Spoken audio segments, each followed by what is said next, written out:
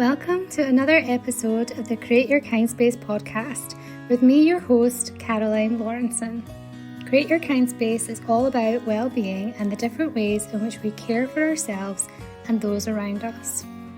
Sometimes I get so fed up trying to figure out what to eat, and after I've looked after everyone else, I just don't have the physical or mental energy to meet my own needs. If you've ever said this, I have the perfect guest for you. Dr. Monica Gostic is a dear friend of mine, and not only is she an incredible scientist and teacher, she's also an award-winning businesswoman and champion powerlifter.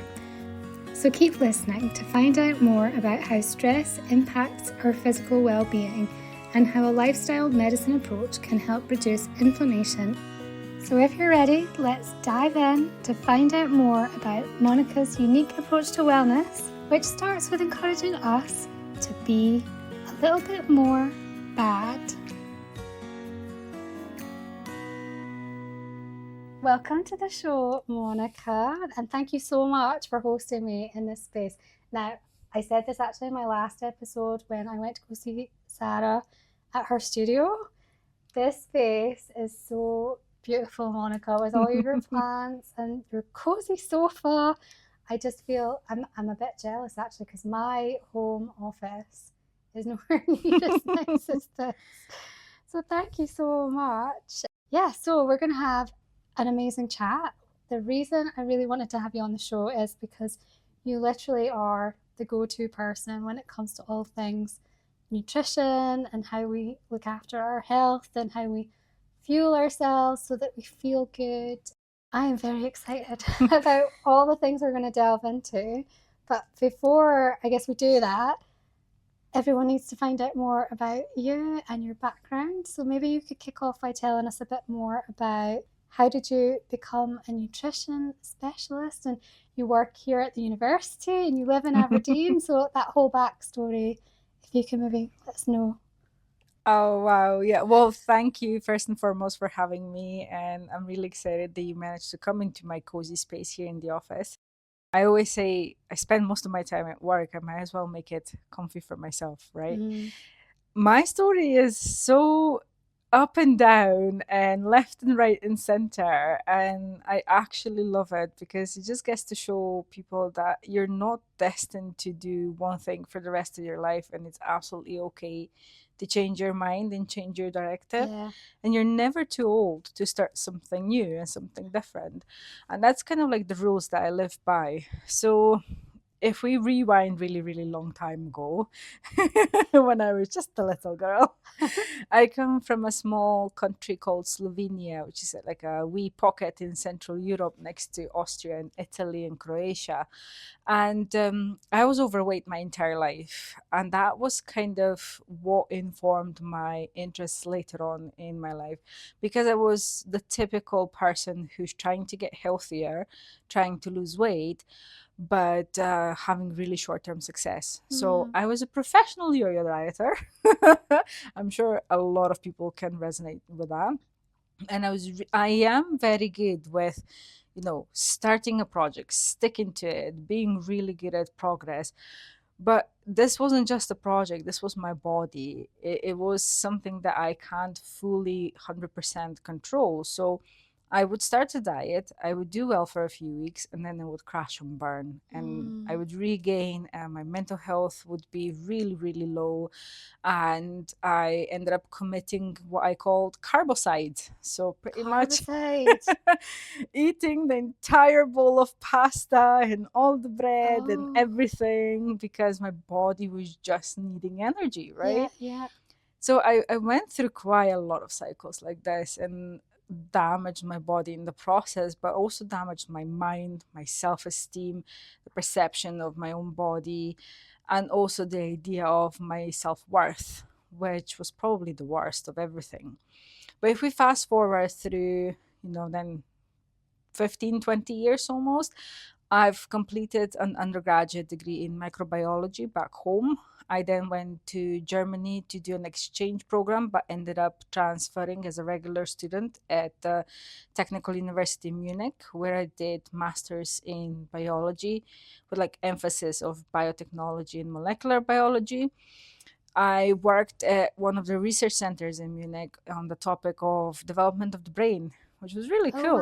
wow. Yeah, it was like genetics of brain development, and I was looking into how this is all happening, and it was fantastic.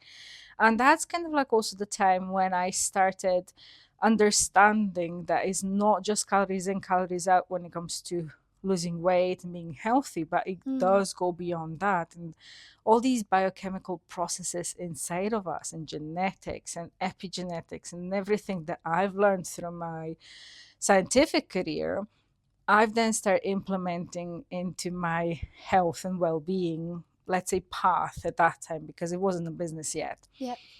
And then the journey took me to Scotland, where I came to do the PhD in genetics at the St Andrews University, and this was really great. But that was kind of when everything started falling together into pieces, and I started helping other people with their health journey. And in the beginning, it was just like, oh, let me just help you lose weight, blah blah blah, standard kind of stuff. Yeah. But So like then people that you knew then, or friends, family, yeah. they would just come to me and want to basically look as good as I did, because I did lose pretty much 55 pounds of weight, or Yeah. 25 kilos. So they were like, how did you do it? How did you do it? And, people start listening to me. I started sharing some fun recipes that I've got. And slowly but surely, I built a community. Yeah. And we were having so much fun. We were exercising together. We were getting together for walks. We did like online baking sessions Oh, together. It's like, oh, I can make a cake that you can have for breakfast. Who doesn't want that? yum. So that's all the kind of things that we started doing. And because it is so different from what people in health and wellness space are used to, it's where I started naming my movement Breaking Bad. Yes. Tell us about BAD, your BAD acronym, because I love it. Oh, I think we all love it. It's just because we're such rebels, right? Yeah. First and foremost, I'm a scientist that is kind of going slightly against the system. Unfortunately, the system is quite rigid in certain aspects, and medical system as we know it, and some other processes. And whenever you're trying to get help with your health is really, really tough. So I started going against that, and I started addressing that and being loud in that space. So Breaking Bad is a part of that, obviously referencing that show Breaking Bad. Yeah. But the other part was also Bad Moms film Oh yeah. that I watched, and it was just so I just so resonated with that, because it was like, why is everything on us women? All the responsibility, all the pressure, all the societal norms, everything that a woman is supposed to do. In the end of the day, it's the women who are getting sicker and sicker because Yeah. we are not taking care of Yeah, ourselves. we neglect ourselves. We're at the bottom of the pile. That is it. That's just it. Like everything has priority. And then I saw that film, Bad Moms, and I was like, oh my God, this is brilliant. So I kind of married Breaking Bad show and the Bad Moms film into BAD movement. And BAD stands for balanced, authentic, and deserving. Yeah. So instead of having that same thread throughout history where we are destroying our health for the sake of getting more money, having more, I don't know, chores at home done, serving others instead of self. Instead of doing all of that, let's flip the coin and let's prioritize ourselves. Let's be bad, and let's really start feeling amazing in our body. So, to the point that we are radiating that energy and happiness, and it just overflows to our children, to our spouses, and everything else that we're doing. Yeah. Do you know what I love the most? That last word, that deserving word, because Yeah. we absolutely do deserve to prioritize ourselves and have a life which isn't just about serving other people. And I mean, this is coming from me who I enjoy helping others. It is one of the things that really lights me up. But I think, sometimes we can do it to the detriment of ourselves. And Yes. sometimes it's so hard to say no, or to feel like, you're not worthy. And like somehow that's how, I'm trying to think what it is. It's when you feel like the only way people will love you is like do things for other people.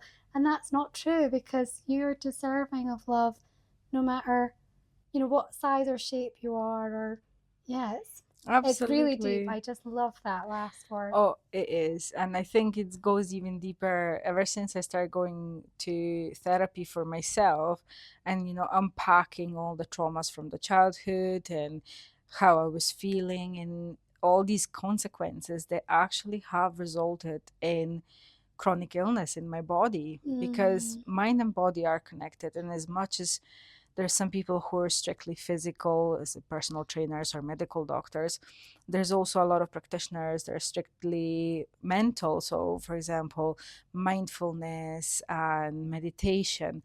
But I want to marry these two, and I want to show people that without one, we don't have the other. So we need to really nourish physical and mental well-being together simultaneously. Otherwise, we're gonna have deficiencies, just like we have nutritional deficiencies. If we don't manage our stress, we're gonna have deficiencies there, because mental stress translates into physical stress. But a lot of people neglect that because you don't see it, right?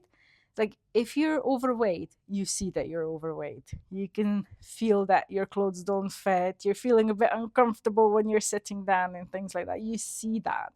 This is why it is usually easy to address it, because they're like, oh, I just want to lose weight. But what is in the background of that? Why did you actually gain weight? Did you gain it because you can't resist, I don't know, biscuits with your tea? Or did you gain it because suddenly you're transitioning in the time of your life where your hormones are imbalanced and things are changing and you're under chronic stress and you don't sleep enough? Because those are completely different approaches to that weight management then. And you want to get to the root of what the issue is. Yeah, and that's pretty much what is the core of lifestyle medicine. And this is what I practice. So it does go beyond nutrition, it does go beyond movement. I do lead with nutrition first. So that's kind of where I start and say, if we have nutrition sorted, then everything else will fall into place easier. So, but lifestyle medicine goes beyond that. It's the 6-step approach to overall human well-being. And it is nutrition, movement, sleep quality, stress reduction, interpersonal relationships, and minimizing harmful substances. Okay. Yeah, you've raised some really important points there, like the whole thing about stress and how that manifests, and how I think sometimes it can build without us realizing. I think that's the really almost like dangerous thing about stress, is that, we'll take on more and more and more. And actually, when it does manifest, it's not like it's just, a small issue. It's like your body literally shuts down, because it's like, nope, you have pushed yourself way too hard this time. So you sound like you've been through a stress is burnout. a hard one. Yeah. I think also like my mum, so she had bowel cancer, and I 100% know that was because of stress. Like I think the issues that we had, like in the family, and like everything that happened like leading up to her getting sick, like it 100% was stress. Like she ended up, even before the cancer manifested, she had alopecia. So the stress made her lose her hair. She lost her eyelashes. And I remember when she did go for chemo and stuff, she was laughing because she was like, I've already lost my hair, so it's fine. And she kicked cancer's butt for a very long time.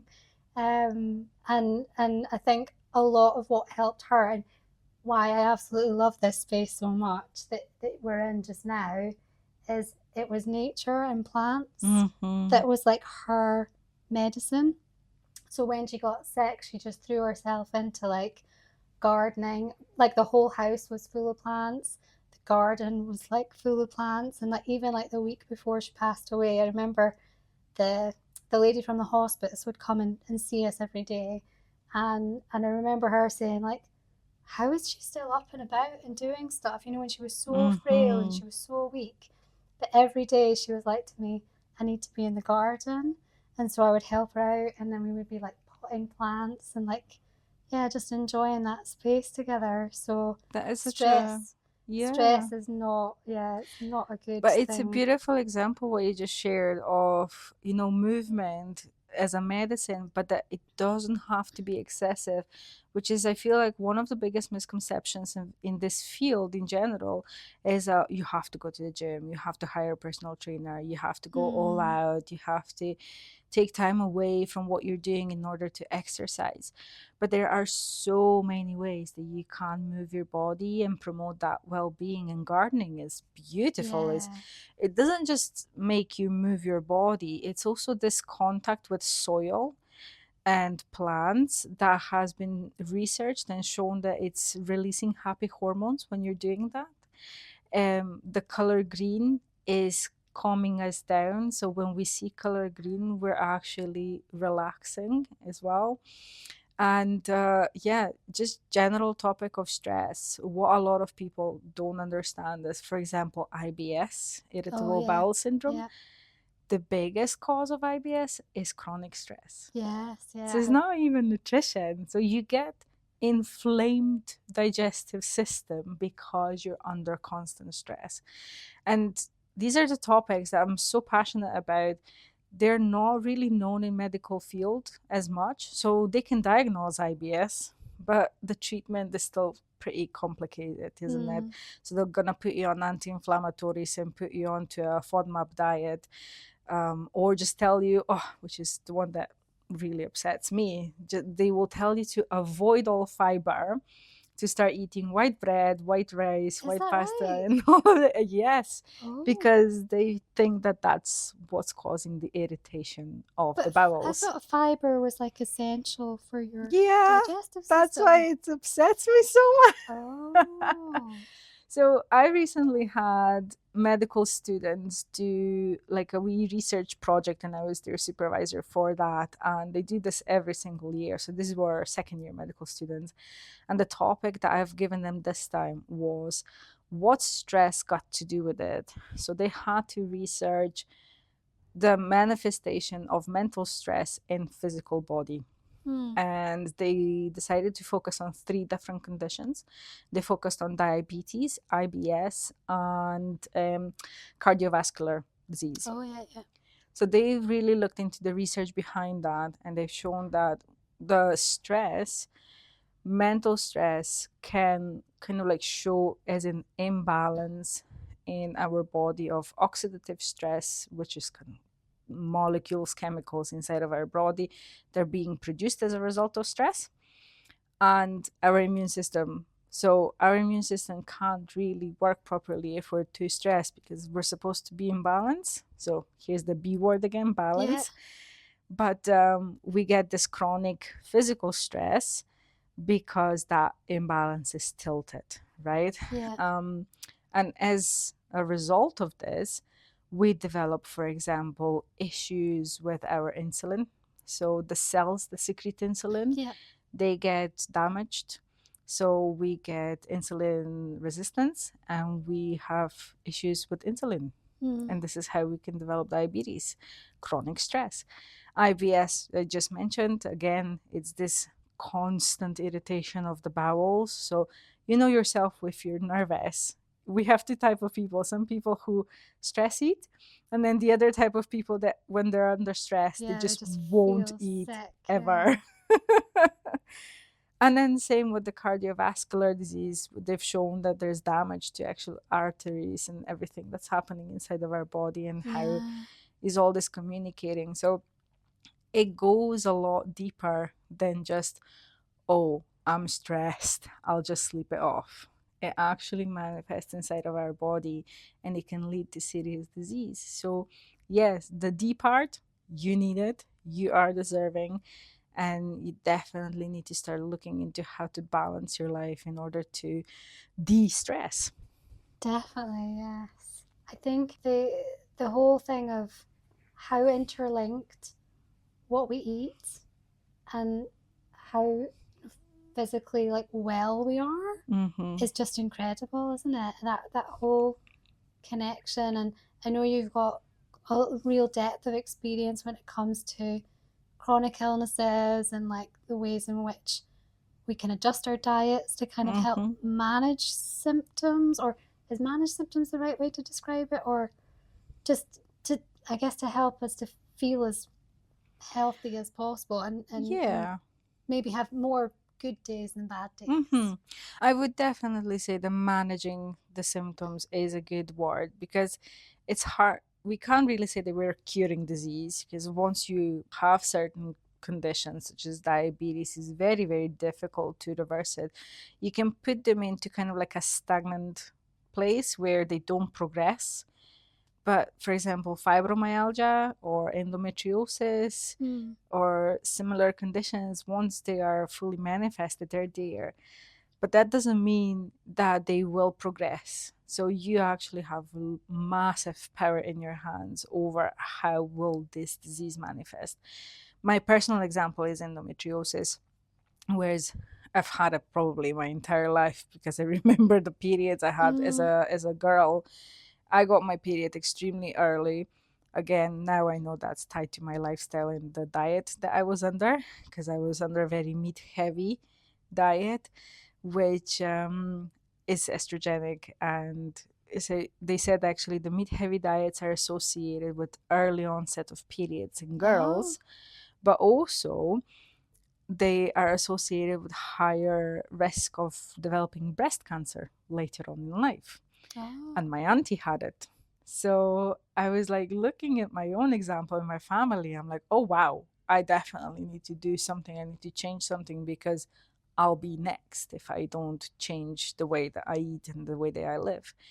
But diet goes so far beyond it's just fuel. It really does. And it's such a touchy subject because so many of us, we have these cultural ideas of food.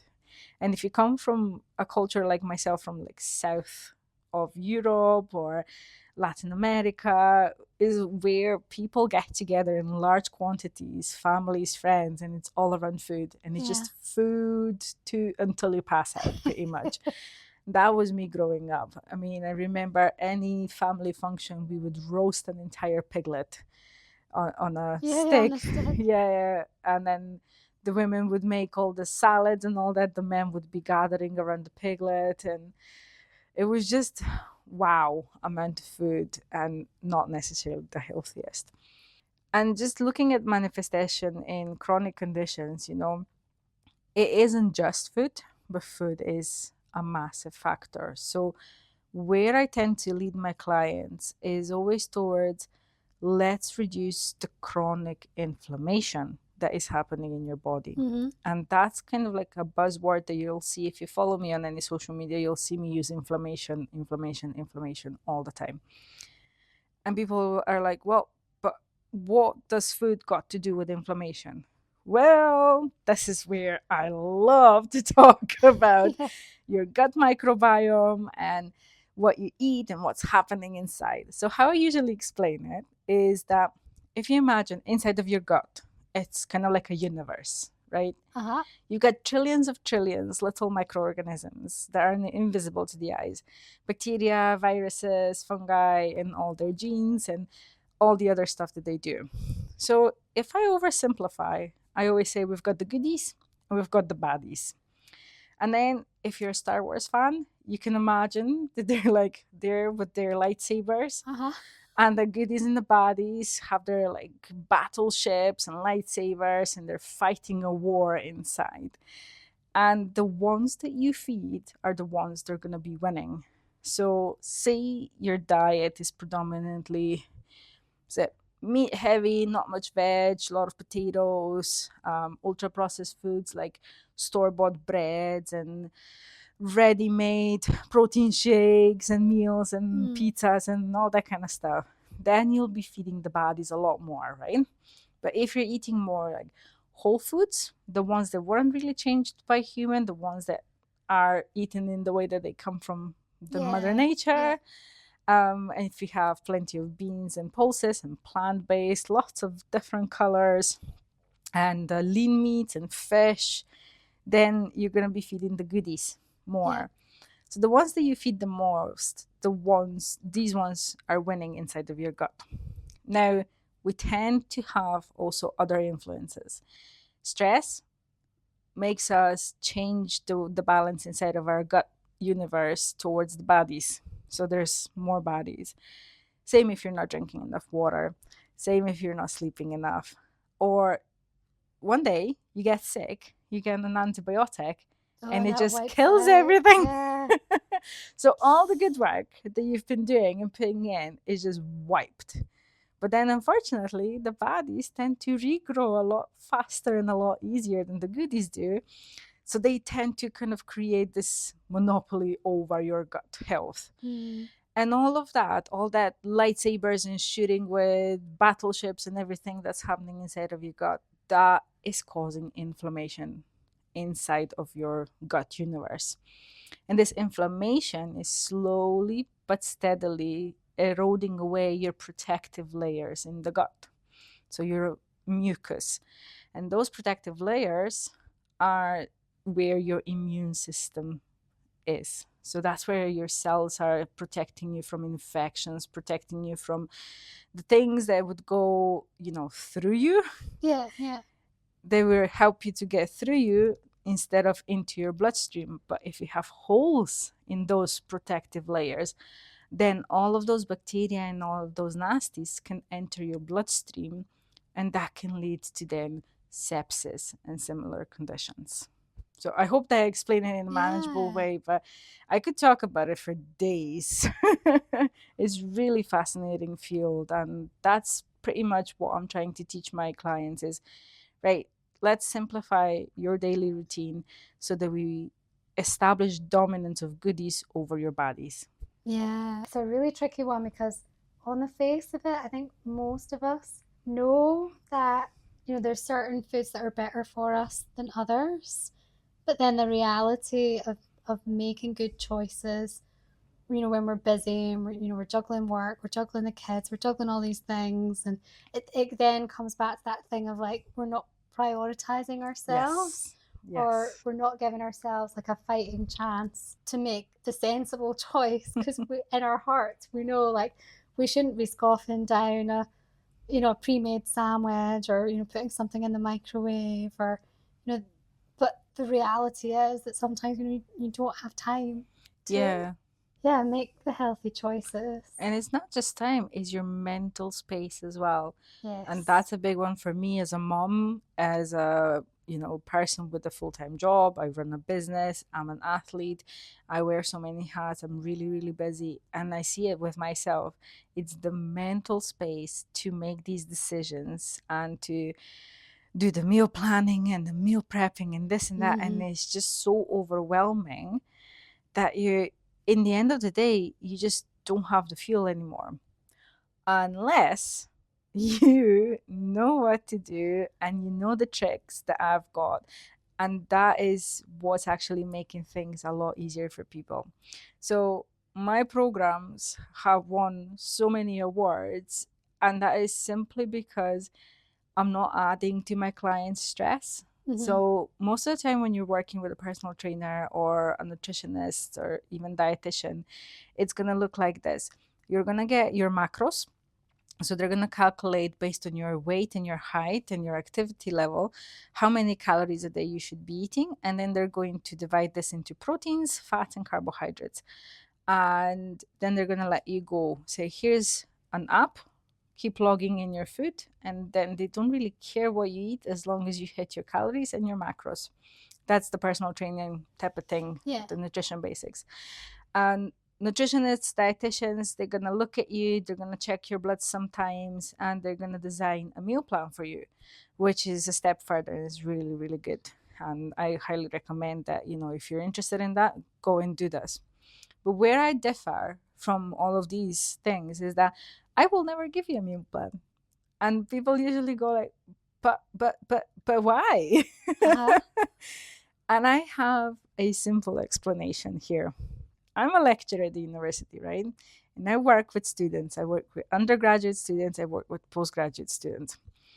So when I give them a lecture in a PowerPoint form, 2/3 of them are sleeping, right? They're not listening, are they?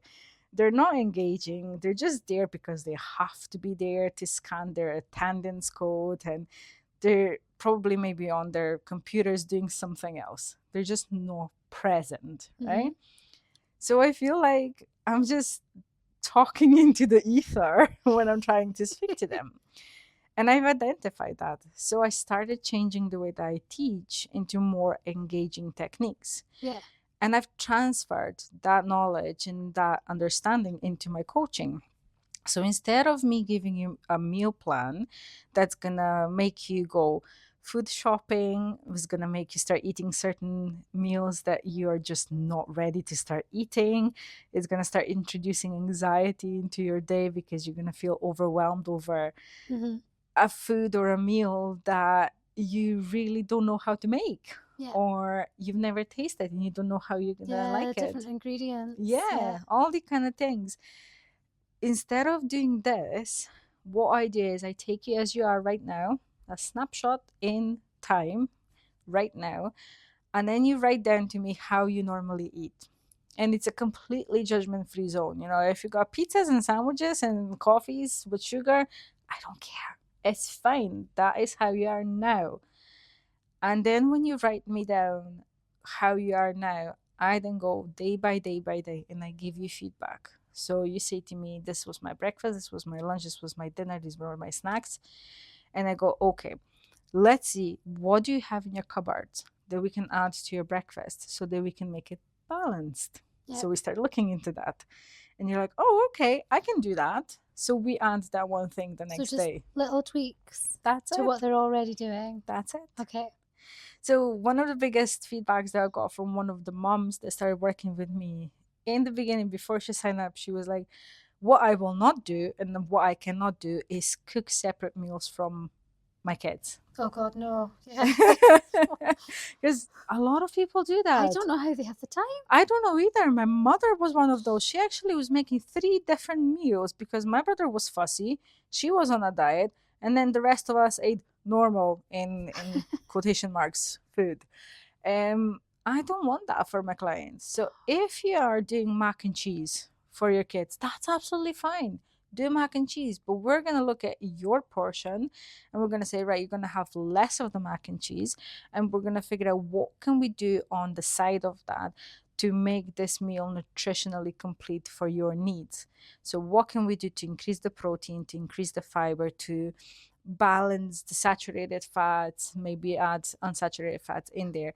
And we have this discussion every single day, and it takes you about 10 minutes per day. And then you're just like, oh, okay, well, that's easy. Yeah. So now I know what I do next time when I've got mac and cheese. And slowly but surely, through these short 21-day programs, you can do as many as you want, ladies start understanding that it's not kind of like strict all or nothing prohibition, I'm not allowed bread, blah, blah, blah type of things. Mm-hmm. But it's really changing where you are now, tiny step by tiny step, your habits, until I get you out to the point that when you start writing me your food diaries, I have 0 comments. And when you're at that stage, I then tell you, right, I think we're done here. Now go and apply what you've learned. And, if you need me again in about 6 months or a year or whatever, you're always welcome to come back.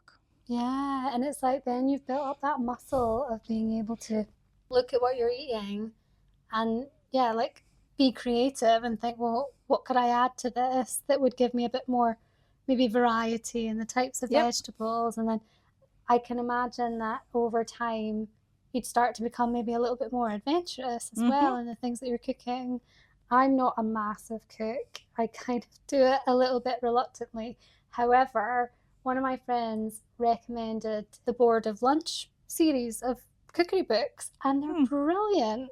And actually, they're so engaging that even my family are like, "Oh, this is a nice recipe book. Maybe I'll cook something too." And I guess it does that thing of slowly introducing like new ingredients that you might not have used before, but in Yeah. a really simple way that you don't feel overwhelmed. Like I hate those recipes where it's like you read the list and you're just like, oh my goodness, I don't even know what half of these things are.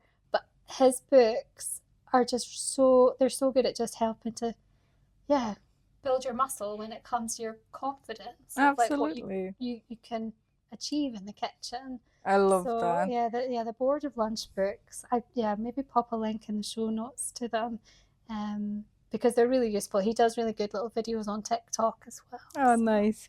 But that's just it. I feel like a lot of times people are scared to be creative and adventurous in the kitchen because it is, I suppose, like a muscle that you have to train. So Yeah.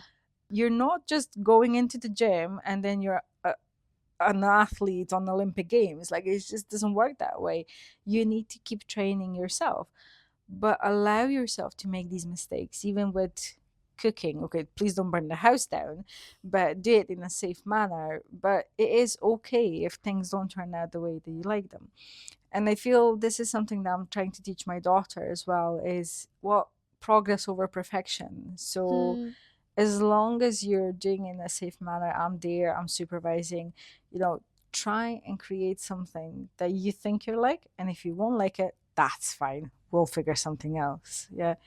But it's just building that confidence instead of her looking at me, or instead of her waiting for her meal to be done to appear poof like magic in front of her on the table. I've been including her into the process ever since she was a baby. So she would be there next to me, and now she's the one who like stirs the sauce or does this or does that, just a like tiny little bit. So she understands the whole process of how it is actually to cook food. And this is where we've got all these, let's say, deficiencies in our system, is that a lot of families, unfortunately, either don't have the time to cook or they don't have the knowledge to cook. So they don't have that skill to pass on to their children. And then we're getting generations of people who don't know how to cook. Okay, liking, that's a different thing. You know, if you don't like to cook, I don't judge you. That's absolutely Yeah. fine. But knowing that's a skill, and you know, it is really, really important. Yeah, it just opens up so many more choices for you as well, doesn't it? You know, in terms of like what's going to suit you best for your lifestyle, what's going to suit you best if you do have, you know, something like a long-term health condition. And like we were discussing, like being able to make something that is adaptable for different people in your family as well. Like your Mhm. example of the macaroni cheese is brilliant, isn't it? So yeah, but yeah, it's I certainly do not take for granted the fact that, you know, I have a nice kitchen and I've got all the, you know, the cooking tools and implements. And I learned to cook from my mum when I was younger. And Mhm. yeah, that is a really privileged place to be because a lot of people don't have access to all those things. So Yeah, I fully agree. We're all so different. And then when you're trying to work with people, the biggest mistakes that I see is those people handing out blueprints. This is how you get to your health. Well, it's not, because what works for, I don't know, a lady across the road will not work for me. yeah, And I feel like all these influencers and fad diets that are out there, again, it's the same thing as my life story. It will work for a few weeks until you crash and burn and commit a carbicide. yeah, it's not sustainable, is it? It's Yeah. really not. And what I'm trying to kind of fight against is this mentality of quick pill like fixes, or I call it microwave society, where we want immediate solution. I see a lot of fuss around GLP at the moment, and weight Do you loss. say GLP? GLP, so the weight loss drugs Oh, I and the see. Oh, yeah, I injections. have seen a few of them on my Yeah. TikTok, and I just skip past it because I'm like, why? Yeah, it's a difficult one for me to, I guess, identify with because Mm-hmm. I've never been a yo-yo dieter, but I just think, fundamentally, like, there's no shortcuts in life. Mm-hmm. And yeah, if you're looking to get healthier, that is it's the longer road, but Yes. ultimately will be the one that is more likely to be successful. Like, Absolutely. I mean, don't get me wrong, these weight loss drugs, they have a place in medical system, but they should be administered under medical supervision. I have a very close friend who ended up in the hospital with a near death experience because of the use of the weight loss drug that was oh prescribed, by the way, through the medical doctor here in Scotland, and his liver gave up because he no, couldn't metabolize this properly. And these are the studies that were not done yet. What people are not aware of, that in the past 60 years, there was over 20 weight loss drugs that were approved by the FDA and put on the market, and every single one of them was taken off the market because of the danger to life. Every single one of them. Now, we do have better science, we've got better technology, we've got better ways of doing things. So, I do believe that current weight loss drugs of this new era 2.0, they are better. Um, but there are people who are now using this for minor weight loss, for example, vanity reasons, rather than those people who are morbidly obese, and if they don't lose weight, they will lose a foot. And this is where I start having problems with what people are advertising on. Like, I was like, oh, you just go on a weight loss drug. I've lost, I don't know, 20 pounds. But you shouldn't really be using weight loss drugs for 20 pounds. You should be using it for a lot more than that. We don't know enough about it to say, yes, this is a good solution moving forward. And just like with nutrition, with general medication, every person's microbiome, remember that story about our universe? yeah, We all have a very different universe. And our microbiome, our gut, is more unique than our fingerprints. Even wow, genetically identical people have very different mm, microbiomes. So that means that you can apply the same drug to genetically identical people, but they will metabolize it differently. So the drug will work differently on genetically identical people, right? ah, Because of the way that we have our gut health. So it's all these kind of things that are out there, and trying to really advise people, it's it's kind of like, that wheel, hamster on a wheel type ah, of situation. I feel sometimes I'm like that because I'm trying to be loud and disruptive in the way of showing people that exactly what you said, there is no shortcuts. It will catch up with you. It will, 100%. And it's just taking it step by step and going in the right direction. That's what's going to bring long lasting results. I think working with a coach and someone who can kind of help build your confidence and like build your skills, that's probably, like, for me, would make the most sense. Mm-hmm. Like I was saying, I've never like yo-yo dieted, but during the pandemic, I spent a lot of time sitting at my computer. And then like 9 months in, I was like, oh my gosh, like I'm so like unfit. This is not even like sensible at all. So I started I went to a trainer basically who she does boot camp classes in her Mm-hmm. garden. And what a difference, like having that kind of one-to-one person to kind of help build my strength up again and build my confidence up again and like make me feel like I, I don't know, maybe it's because I'm getting older as well. I sometimes feel like, when you say to yourself, like, I'm too old for this, Yeah. or you kind of convince yourself that not you're past it, but I sometimes have this mental block with things, especially like exercise related, where I'll tell myself, well, there's no way I could ever do that.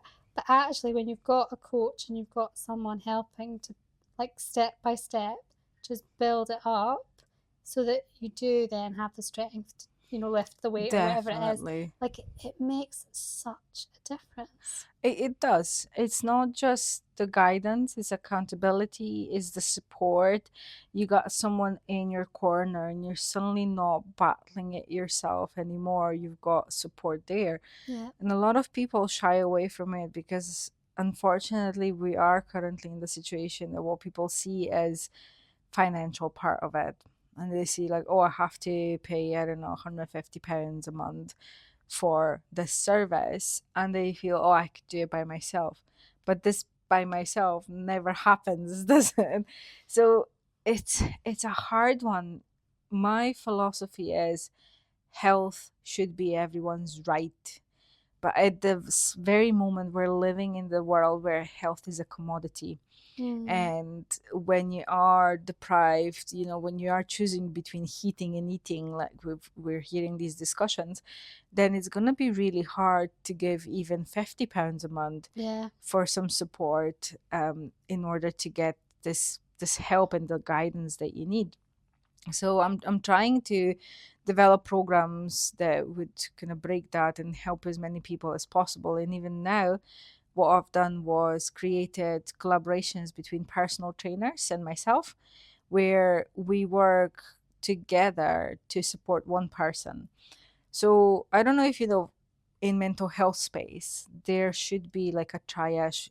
You should be having your own point of contact with your GP. You should be having your mental health nurse. You should be working with nutritionists. You should be having support in community. So, there's a whole system to support with mental health. And that's exactly how it should be with physical health. You should, okay, you have your GP, who should be only a point of contact where there's infections or you need an antibiotic or you need some specific medication. Yeah. But when it comes to lifestyle alterations, unfortunately, general practitioner is not trained nor skilled to provide support or help. And they don't have the time either. They don't have the time.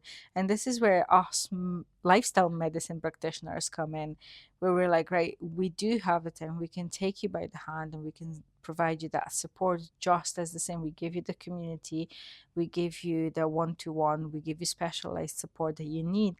And that's how we get this wholesome health outcome from a person. I feel so strongly and so passionately about educating people. Yeah. It's not, okay, you can't give me money, that's fine. Doesn't mean that I don't want to help you. And I think there's a lot of us like this around here in this health and wellness space, is that we want to generally make people aware of what they can do. So I offer 15-minute free consultations where people can book online and ask me questions. I have some people who have just messaged me on Messenger and said, this and this and this. I gave him like a 2-second answer. They came back 6 months later. They were like, this worked like a charm. And I'm like, oh, I'm so happy for you. I never got any money from that person, but I managed to help them change their health. And we should all work in this way because, yes, okay, we have bills to pay. Absolutely, we do. But I feel like if we collectively as a community move forward to help people be healthier, then our society is going to be healthier.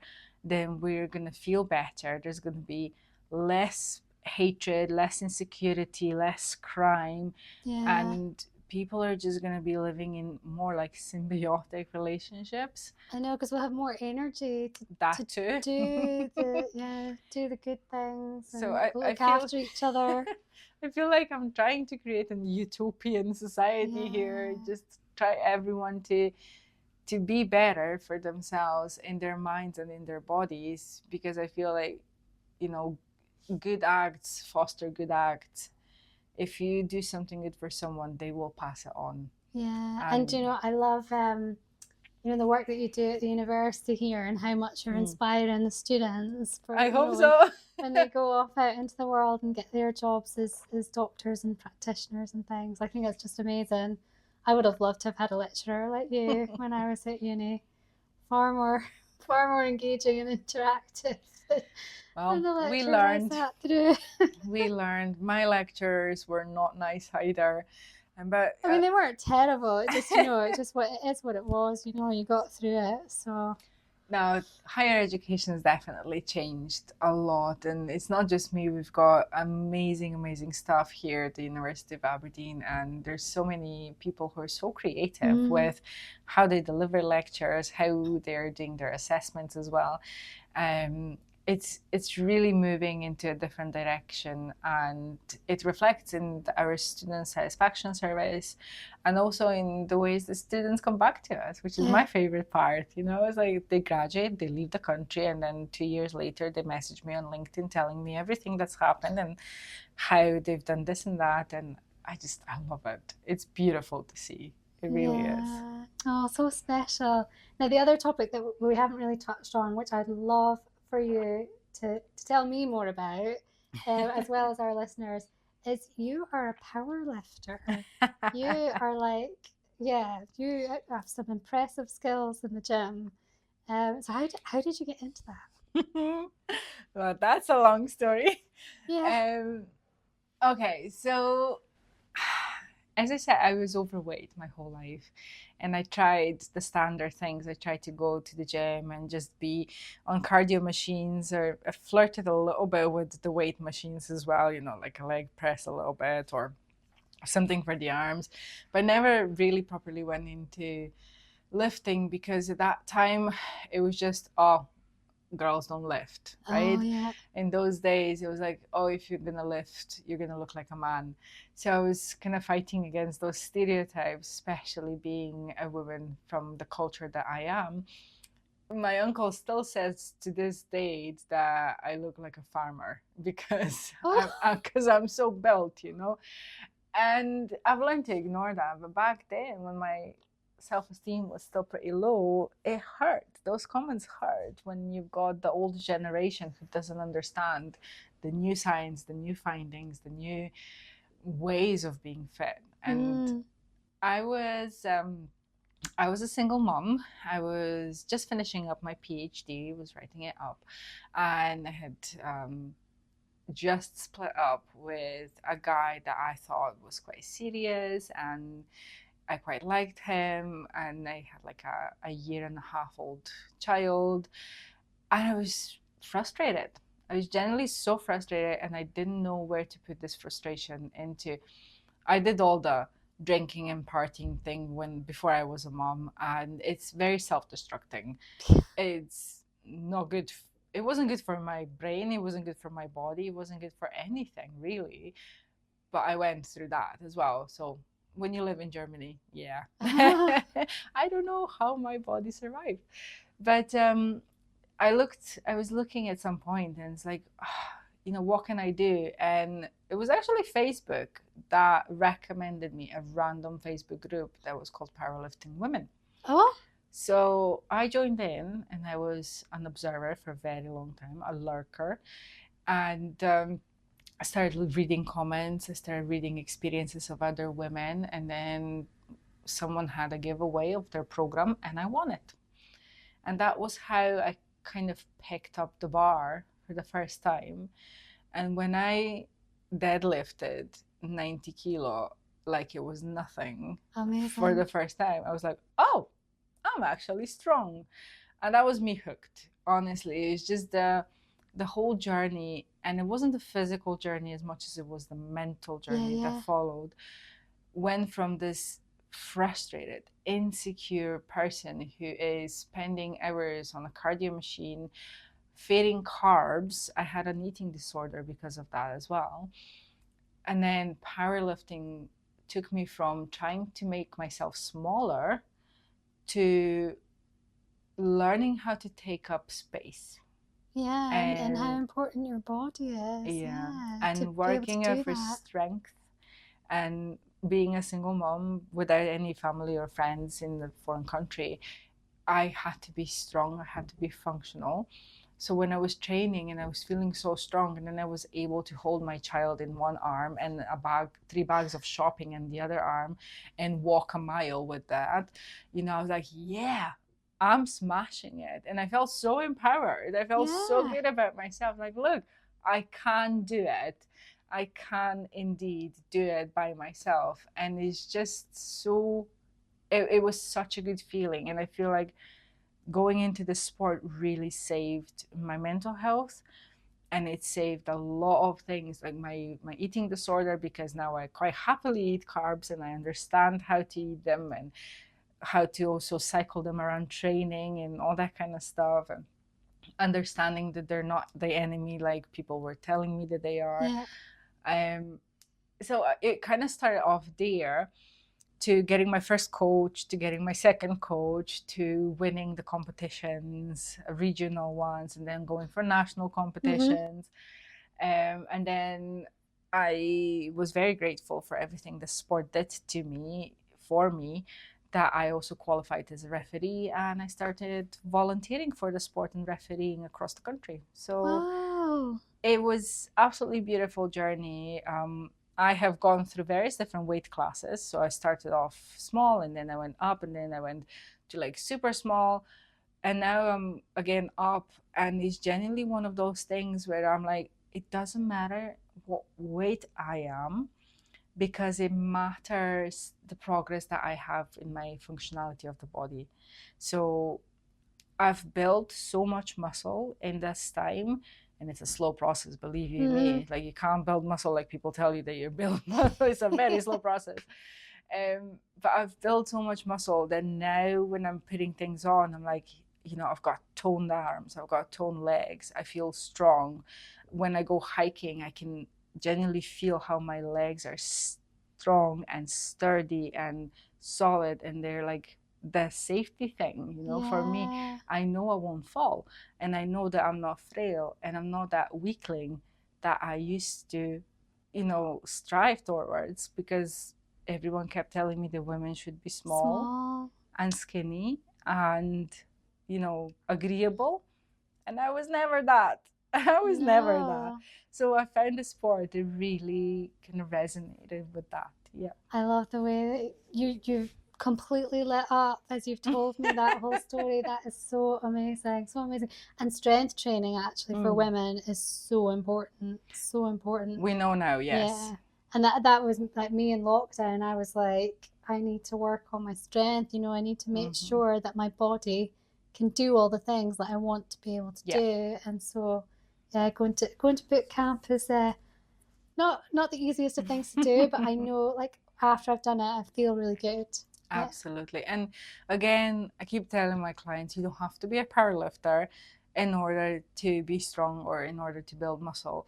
So, I've got these tiny little weights here in my office. Every now and then, when I'm just sitting in front of the computer all the time, I do 10 squats, and I do some arm raises with those weights, and just tiny resistance, really. Body weight, really good. I mean, not even a starting point. Body weight is really that's what hard. We do at boot camp. It's a lot of body weight stuff. Yeah, it's very hard. So if you try and do push-ups from like zero, it's not that easy, is it? So, people see me benching like 70 kilos, and they're like, oh my God, you're so strong. It's like, yeah, but I weigh 80 kilos. So if I'm trying to do a push-up, right, I'm pushing up 80 kilos. Yeah. So benching 70 is nothing. So just looking at movements from different perspective, and maybe not to be scared of things. I think women still are kind of breaking through that, although I am seeing more and more girls and women in the weight section in the gym, and I'm so pleased for that. I am so here for it. But the science behind that is showing that actually it is beneficial for our hormone regulation. Strength training is amazing for osteoporosis prevention. Obviously, in all men and women, it leads to stronger bodies, stronger bones, which in old age is prevention of frailty, less falls. And falls are currently, I think, the highest reason for death in elderly population. Yeah, it's a huge problem. They fall, they break, and then, they never heal properly. So if you are strong, if you are working your body, and then you're 17, you're still able to walk around and play with your grandchildren if you have any, or your dog or whatever. Go for walks to the park. Then you also have social life, because you're not just at home unable to move, but you're actually going around, you're doing things. There's just so many things associating with having strong body and lean muscle mass. And I think there were some studies I've seen somewhere where they were saying that it's the strength of your legs is correlated to your longevity. Yes, I think I saw that too. Yeah, there's a direct link, isn't there? They can show or they can predict based on your leg strength. Yeah. So I'll live forever. You've got legs of absolute steel. Yes, yeah. Oh yeah, I just love that. So it's usually about this time in the conversation where we talk a bit more about the overall theme of this podcast, which is creating your kind space. I guess the powerlifting is probably in that sweet spot of being your kind space where you love to let off steam and do things. But what other sorts of things do you like to do to look after yourself? I just really found movement enjoyable from being someone who never moved to someone who is now able to move the body and the body likes being moved. I found this so enjoyable. So I go for salsa dancing. Oh yeah? Yeah, my partner and I do salsa classes. So, you know, it's kind of a us thing. And then there's salsa socials that we go to, and it's dance. It's just dancing. And there's just something about the social connection and great music and moving your body. It doesn't matter how rubbish you are. It really doesn't. I'm not the best either, but I just genuinely love it. So it's that, and again, moving my body, I love it. My daughter and I, we love roller skating. Oh yeah. So we've got our skates and we go places, we put all our protectors on and we just go skate up and down. Then we go for family cycles or hiking, or it's just that movement of the body that is genuinely bringing me happiness. Yeah, and trying lots of different things. Yeah, and that's the key in everything, really, not just in exercise but also in nutrition, is trying new different things. That's gonna bring up that diversity of your gut health. And when you're doing like social things, again, trying new different things, a variety of them. Whatever you do in life, just try to diversify and don't just stick with this one single thing. And my own kind space is also allowing myself rest. And that's a big one. And that's the one that I had to learn, because from my culture, from my background, from my family, I have not been allowed to rest. If you have time to rest, you have time to do something else. I can be like that too. Resting is hard sometimes. Yes. But now I've learned how to listen to my body. And when my body's starting to say, I need a time out, I actually respect that. And I time it out. We've got Netflix binge, or we do like a game night in the house, like a board game. Oh yeah, we do board games. That's so fun. Just something that is not work, that is not business, and it's not movement. You know, it's just like rest. And it's just that allowing really myself that grace, saying, I don't have to be on a constant goal. The I am deserving of a rest. I am deserving of a break. I am balanced in things that I'm doing all the time. And whatever I do, that authentic part, that part started shining through, and I started saying no to things that don't feel right. And I started saying no to people that don't feel right as well. And that was such a massive shift. So I think kind space for me is just every day in everything I do, I try to be kind to myself. Yeah, I love that. That is, I'm nodding my head a lot here. I love that. Oh, you've shared so much. I feel like this is going to be one of these episodes where when I look back over it, there's going to be so many points to bring out. Thank you so much. You were like literally such a fountain of knowledge for all of this stuff.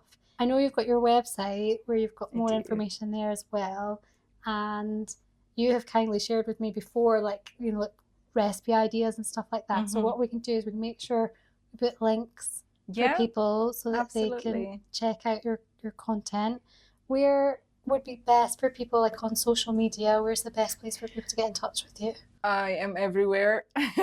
So what I always say to a person is Google my name and all my social channels are going to come up. So if you're on TikTok, you'll find me there. If you're on Instagram, you'll find me there. If you're on Facebook, that's where I have my community.